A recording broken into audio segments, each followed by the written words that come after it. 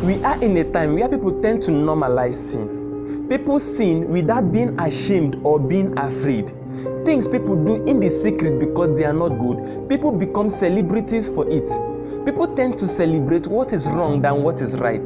So what is our role as believers? How do we treat people that sin? How do you deliver someone to Satan just as Paul did?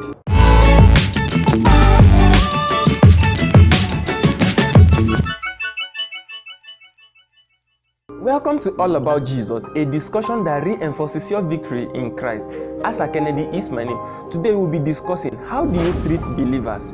Does God tolerate sin? We recently dealt with who a sinner is in one of our Right Thinking series. You can click the link in the description below to see the video as it will help you in this lesson. Context defines who a sinner is, so for the purpose of this video, we are going to be dealing with two classes of sinners. First, those who are not born again, and secondly, the brother who is living in sin. So how do you treat them? To answer this question, we need to first of all answer the question, does God tolerate sin? Obviously no, God hates sin and does not tolerate sin.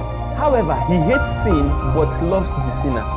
Paul said in Romans chapter 5 verse 8, but God commanded his love towards us in that while we were yet sinners, Christ died for us. We were all sinners when he showed us love and came to take our place on our behalf in order to offer righteousness to us.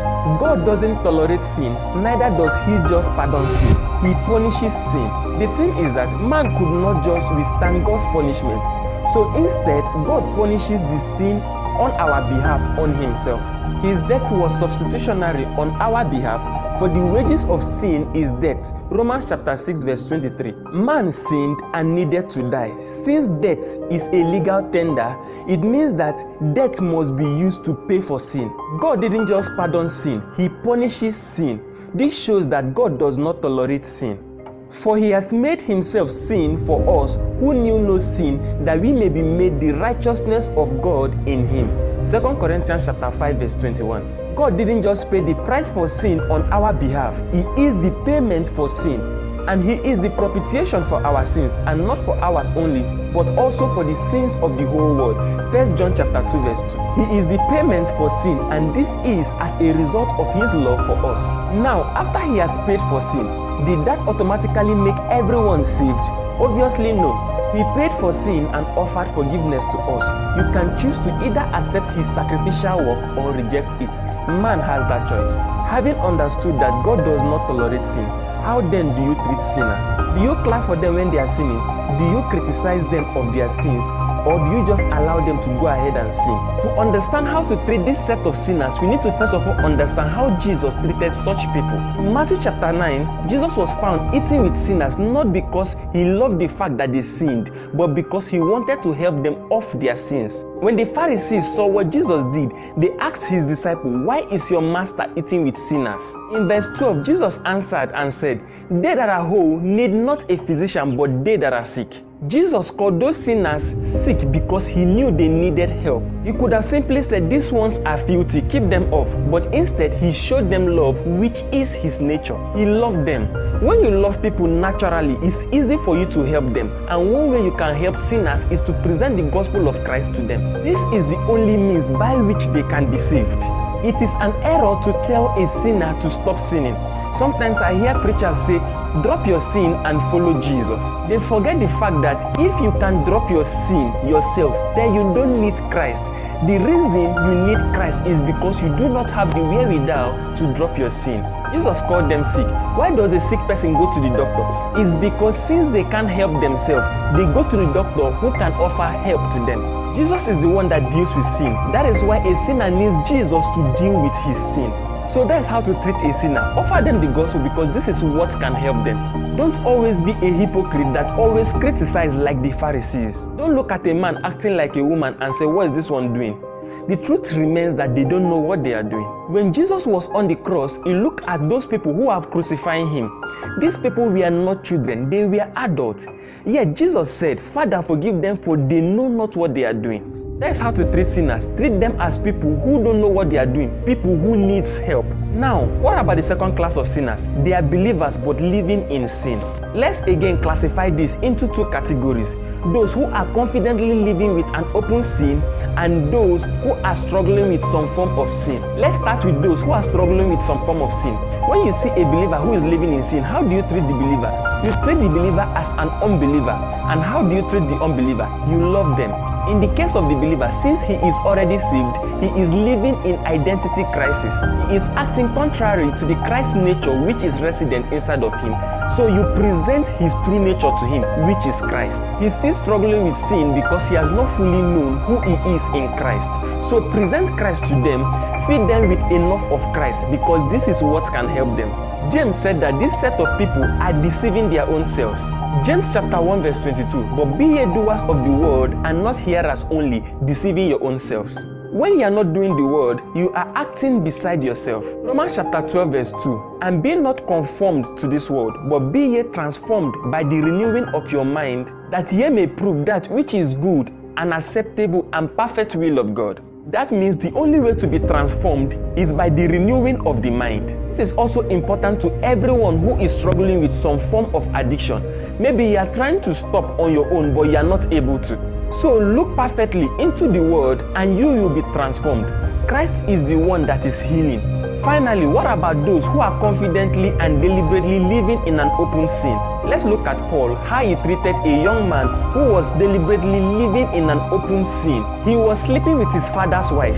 Everyone knew what he was doing but did nothing. So Paul judged in 1 Corinthians chapter 5 verse 5 to deliver such an one to Satan for the destruction of the flesh, that his spirit may be saved in the day of the Lord Jesus.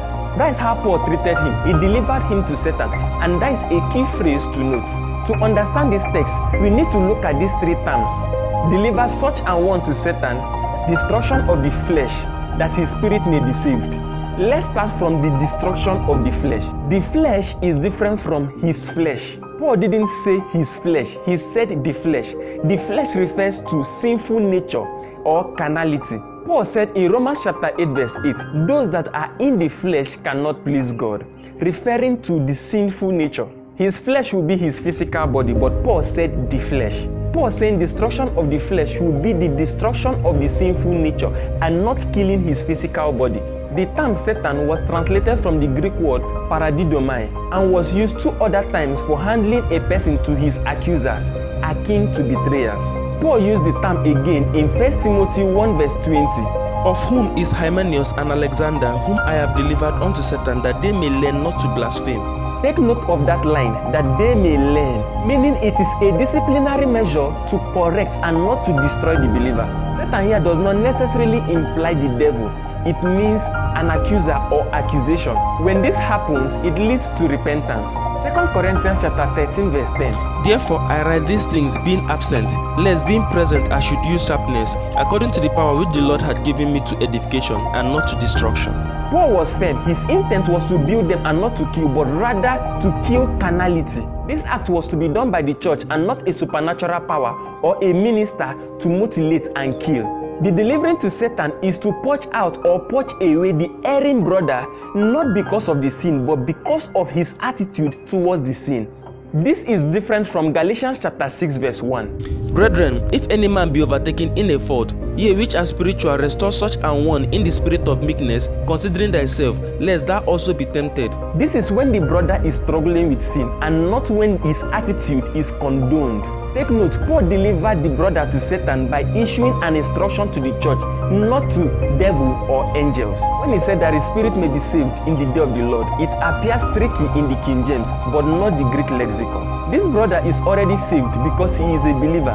In the Greek, it is used in the finite and not in the infinite. It should rather be for the destruction of the sinful nature, because his spirit is saved unto the day of the Lord.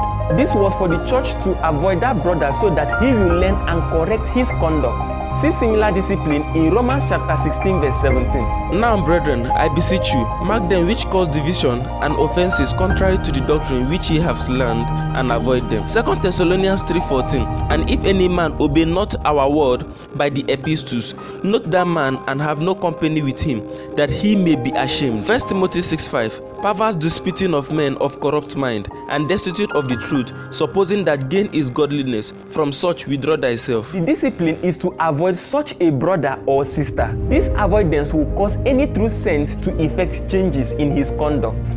But this must be done in love and not in a hateful manner. Delivered to Satan is not sickness, devil, or pain. It's so that that brother can amend his ways. When you hear Satan, study in context to define it. For instance, Jesus rebuked Peter as Satan in Matthew chapter 16 verse 22 and 23. Then Peter took him and began to rebuke him, saying, Be it far from thee, Lord, this shall not be unto thee. But he turned and said unto Peter, Get thee behind me, Satan. Thou art an offense unto me, for thou severest not the things that be of God, but those that be of men. Jesus wasn't casting out devil from Peter just as in other cases where he casted out demons. The word Satan there was referring to a man. Jesus wasn't rebuking Satan the devil, but Peter the man. Also, in the temptation of Jesus, where the devil took him to a high mountain and showed him the kingdom of this world and asked him to bow down and worship him. In Matthew chapter 4 verse 10, Jesus said, Get thee behind me, Satan. Was this referring to a literal Satan? Obviously not. The temptation of Jesus wasn't literal. It occurred in Jesus' thoughts. The kingdom of this world is the heart of men and not buildings and territories. Jesus wasn't rebuking the physical appearance of the devil, but the thought of his mind. So in the case of the brother who is living in sin, Paul saying that the brother should be delivered to Satan is so that the church can withstand the brother's conduct. Hope you now know how to treat a sinner and a brother who is living in sin. So help me share this video to those who may need it, and don't forget to subscribe and turn on the bell notification, as I will see you in the next video.